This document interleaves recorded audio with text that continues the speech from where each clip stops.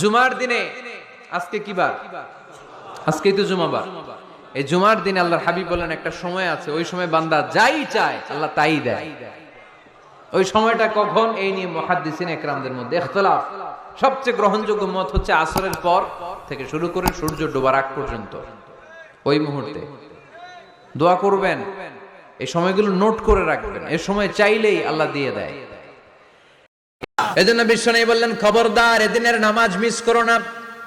মান তারাকা সালাসা জুমাইন তাহাউনান, গাফলতি করে টানা 3টা জুমা যে ব্যক্তি মিস করলো, তাবা আল্লাহু ফি কলবিহি, রব্বুল আলামিন ওই লোকটার অন্তরের মধ্যে মোহর মেরে দেয়। ওয়া কুতিবা ফি জুমরাতিল মুনাফিকিন, মুনাফিকদের খাতায় তার নাম তুলে দেয়।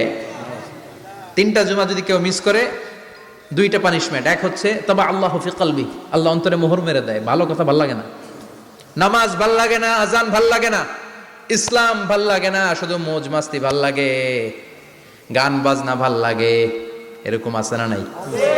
জুমার নামাজে যায় না। আরেকটা হলো কুতিবা মিনাল মুনাফিকিন, মুনাফিকদের খাতায় নাম তুলে দেয়। আল্লাহ হেফাজত করো।